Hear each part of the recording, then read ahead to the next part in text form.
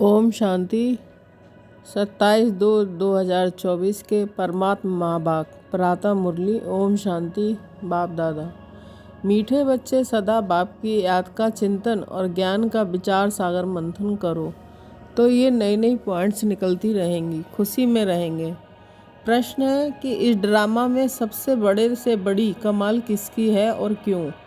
उत्तर है सबसे बड़ी कमाल है शिव बाबा की, क्योंकि वह तुम्हें सेकंड में परिजादा बना देते हैं। ऐसी पढ़ाई पढ़ाते हैं जिससे तुम मनुष्य देवता बन जाते हो। दुनिया में ऐसी पढ़ाई बाप के सिवाय और कोई पढ़ा नहीं सकता। सेकंड पॉइंट, ज्ञान का तीसरा नेत्र दे अंधेरे से रोशनी में ले आना, ठोकर खाने से बचा देना, ये बाप का काम है। इसलिए उन जैसी कमाल का वंडरफुल कोई कर नहीं सकता। ओम शांति।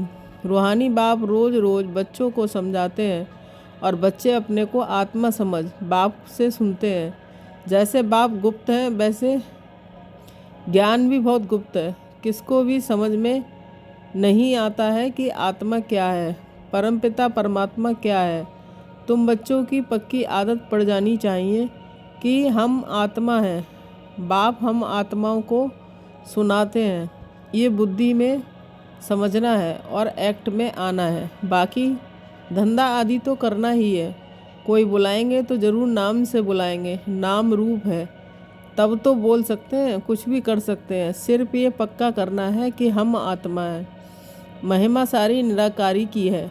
अगर साकार में देवताओं की महिमा है तो उन्हों को भी महिमा लायक बाप ने बनाया है। महिमा लायक थे, अब फिर बाप महिमा लायक बना रहे हैं। इसलिए निराकार की ही महिमा है। विचार किया जाता है कि बाप की कितनी महिमा है और कितनी उनकी सर्विस है। वह समर्थ है, वह सब कुछ कर सकते हैं। हम तो बहुत थोड़ी महिमा करते हैं। महिमा तो उनकी बहुत है। मुसलमान लोग भी कहते हैं अल्लाह मियाँ ने ऐसे फरमाया। अब फरमाया किसके आगे? बच्चों के आगे फरमाते हैं। तो तुम मनुष्य देवता बनते हो। अल्लाह मियाँ ने किसके प्रति सो फरमाया होगा?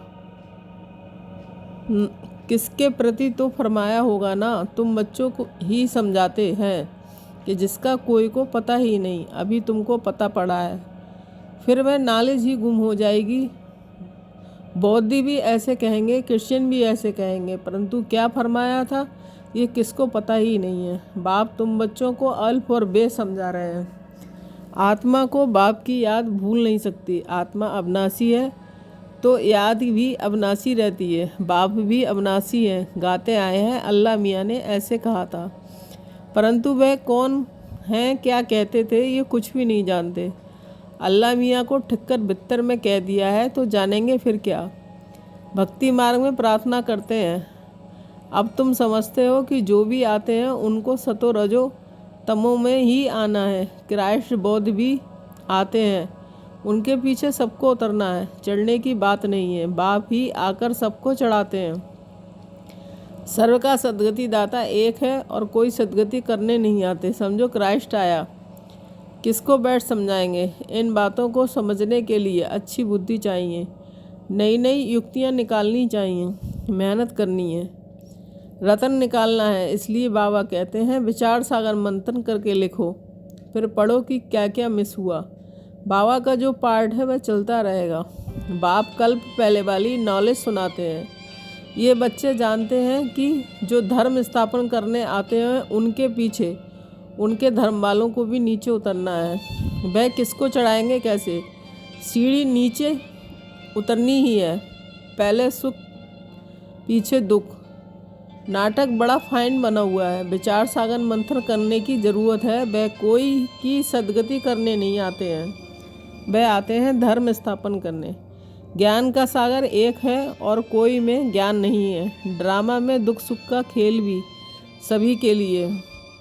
दुख से भी सुख जास्ती है। ड्रामा में पार्ट बजाते हैं तो ज़रूर सुख होना चाहिए। बाप दुख थोड़े ही स्थापन करेंगे। बाप तो सबको सुख देते हैं। विश्व में शांति हो जाती है, दुखधाम में तो शांति हो ना सके। शांति तब मिलनी है जब वापस शांति धाम में जाएंगे। बाप बैठ समझाते हैं, ये कभी भूलना नहीं चाहिए कि हम बाबा के साथ हैं। बाबा आया हुआ है असुर से देवता बनाने। ये देवताएं सदगति में रहते हैं तो बाकी सब आत्माएं मूल वतन में रहती हैं। ड्रामा में सबसे बड़ी कमाल है बेहद के बाप की, जो तुमको परिजादा बनाते हैं। पढ़ाई में तुम परी बनते हो, भक्ति मार्ग में समझते कुछ भी नहीं, माला फेरते रहते हैं। कोई हनुमान को, कोई किसको याद करते हैं। उनको याद करने से फ़ायदा क्या। बाबा ने कहा है महारथी तो उन्होंने बैठ हाथी पर सवारी दिखा दी है। ये सब बातें बाप ही समझाते हैं। बड़े बड़े आदमी कहाँ जाते हैं तो कितनी आजाइन आओ भगत करते हैं। तुम और किसको अजाइन नहीं देंगे। तुम जानते हो कि इस समय सारा झाड़ जड़ी भूत है, विष की पैदाइश है। तुमको अब फीलिंग आनी चाहिए कि सतयुग में विष की बात नहीं है। बाप कहते हैं मैं तुमको पद्मा पदमपति बनाता हूँ। सुदामा पद्मा पदमपति बना ना, अब अपने लिए ही करते हैं। बाप कहते हैं कि इस पढ़ाई से तुम कितने ऊंच बनते हो। वह गीता सब सुनते पढ़ते हैं, ये भी पढ़ता था, परंतु अब बाप ने बैठ सुनाया तो बंडर खाया। बाप की गीता से सद्गति हुई।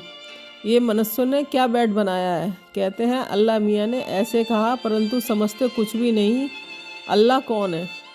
देवी देवता धर्म वाले ही भगवान को नहीं जानते हैं, तो जो पीछे आते हैं वह क्या जाने।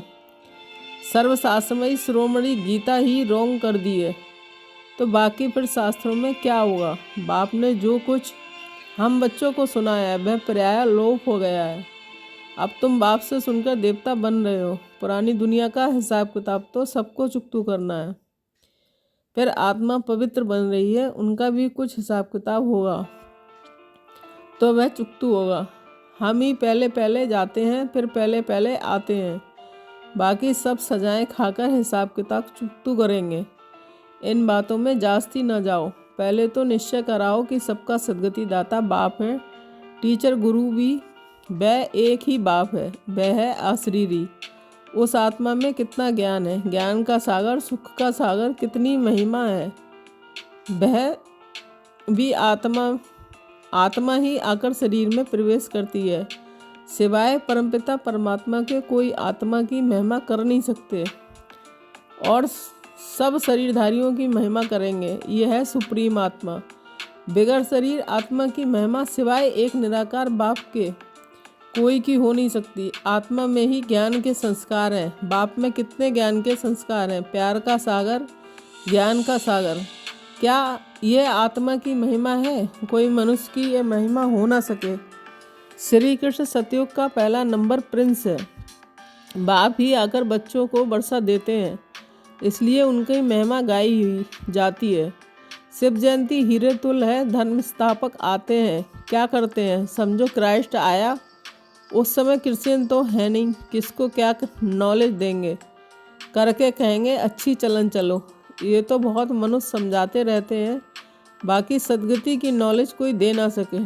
उनको अपना अपना पार्ट मिला हुआ है। सतो रजो तमो में आना ही है। आने से ही क्रिश्चियन की चर्च कैसे बनेगी। जब बहुत होंगे, भक्ति शुरू होगी, तब चर्च बनाएंगे। उसमें बहुत पैसे चाहिए, लड़ाई में भी पैसे चाहिए। तो बाप समझाते हैं ये मनुष्य सृष्टि झाड़ है। झाड़ कभी लाखों वर्ष का होता है क्या, हिसाब नहीं बनता। बाप कहते हैं बच्चे तुम कितने बेसमझ बन गए थे, अभी तुम समझदार बनते हो। पहले से ही तैयार होकर आते हो राज करने, वह तो अकेले जाते हैं। फिर बाद में वृद्धि होती है। झाड़ का फाउंडेशन देवी देवता, उनसे फिर तीरी ट्यूब निकलती हैं। फिर छोटे छोटे मत पंथ आते हैं, वृद्धि होती है। फिर उनकी कुछ महिमा हो जाती है, परंतु फ़ायदा कुछ भी नहीं। सबको नीचे आना ही है। तुमको अभी सारी नॉलेज मिल रही है। कहते हैं गॉड इज नॉलेजफुल, परंतु नॉलेज क्या है ये किसको मालूम नहीं है। तुमको अभी नॉलेज मिल रही है। भागशाली रथ तो ज़रूर चाहिए। बाप साधारण तन में आते हैं, तब ये भागशाली बनते हैं। सतयुग में सब पद्मा पदम भागशाली हैं। अब तुमको ज्ञान का तीसरा नेत्र मिला है, जिससे तुम लक्ष्मी नारायण जैसे बनते हो। ज्ञान तो एक ही बार मिलता है, भक्ति में तो धक्के खाते हैं। अंधियारा है, ज्ञान है दिन, दिन में धक्के नहीं खाते। बाप कहते हैं भल घर में गीता पाठशाला खोलो। बहुत ऐसे हैं जो कहते हैं कि हम तो नहीं उठाते, दूसरों के लिए जगह देते हैं, ये भी अच्छा है। यहाँ बहुत साइलेंस होनी चाहिए। यह है होलीएस्ट ऑफ होली क्लास, जहाँ शांति में तुम बाप को याद करते हो। हमको अब शांति धाम जाना है, इसलिए बाप को बहुत प्यार से याद करना है। सत्युग में 21 जन्म के लिए तुम सुख शांति दोनों पाते हो। बेहद का बाप है, बेहद का वर्षा देने वाला। तो ऐसे बाप को फॉलो करना चाहिए। अहंकार नहीं आना चाहिए, वह गिरा देता है। बहुत धैर्यवत अवस्था चाहिए। हट नहीं दे, अभिमान को हट कहा जाता है। बहुत मीठा बनना है। देवताएं कितने मीठे हैं, कितनी कशिश होती है। बाप तुमको ऐसा बनाते हैं, तो ऐसे बाप को कितना याद करना चाहिए। तो बच्चों को ये बातें बार बार सिमरण कर हर्षित होना चाहिए। इनको तो निश्चय है कि हम शरीर छोड़िए लक्ष्मी नारायण बनेंगे। एम ऑब्जेक्ट का चित्र पहले पहले देखना चाहिए। वह तो पढ़ाने वाले देहधारी टीचर होते हैं, या पढ़ाने वाला निराकार बाप है। तुम आत्माओं को पढ़ाते हैं। ये चिंतन करने से ही खुशी होती है। इनको ये नशा रहता होगा कि ब्रह्मा सो विष्णु, विष्णु सो ब्रह्मा कैसे बनते हैं। ये वंडरफुल बातें तुम ही सुनकर धारण कर फिर सुनाते हो। बाप तो सबको विश्व का मालिक बनाते हैं। बाकी ये समझ सकते हैं कि राजाई के लायक कौन कौन बनेंगे।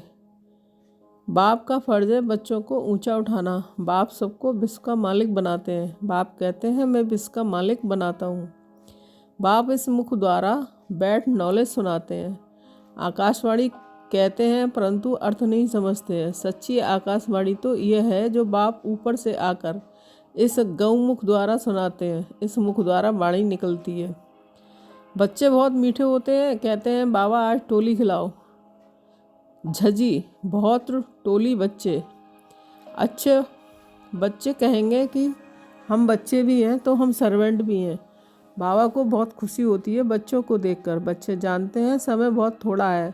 इतने जो बॉम्ब्स बनाए हैं वे कैसे ही फेंक देंगे क्या। जो कल पहले हुआ था सो फिर भी होगा। समझते हैं विश्व में शांति हो, परंतु ऐसे तो हो ना सके। विश्व में शांति तुम स्थापन करते हो। तुमको ही विश्व के बादशाही की प्राइज मिलती है। देने वाला है बाप। योग बल से तुम विश्व की बादशाही लेते हो। शारीरिक बल से विश्व का विनाश होता है। साइलेंस से तुम विजय पाते हो। अच्छा, मीठे मीठे सिकीलदे बच्चों के प्रति माता पिता बाप दादा का याद प्यार और गुड मॉर्निंग। रूहानी बाप की रूहानी बच्चों को नमस्ते। हम रूहानी बच्चों की रूहानी माता पिता बाप दादा को याद प्यार गुड मॉर्निंग, नमस्ते नमस्ते, शुक्रिया बाबा शुक्रिया। धारणा के लिए मुख्य सार 1 पॉइंट। अपनी अवस्था बहुत धैर्यवत बनानी है। बाप को फॉलो करना है। किसी भी बात में अहंकार नहीं दिखाना है। देवताओं जैसा मीठा बनना है। 2 पॉइंट। सदा हर्षित रहने के लिए ज्ञान का सिमरण करते रहो। विचार सागर मंथन करो। हम भगवान के बच्चे भी हैं तो सर्वेंट भी हैं। इसी स्मृति से सेवा पर तत्पर रहो। वरदान।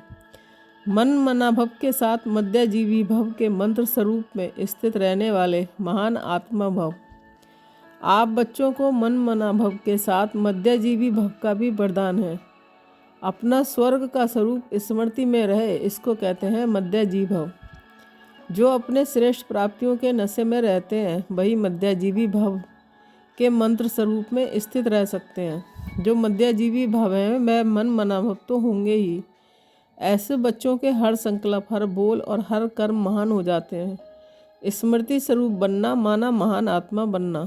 स्लोगन। खुशी आपका स्पेशल खजाना है। इस खजाने को कभी नहीं छोड़ना है। ओम शांति। Thank you Baba.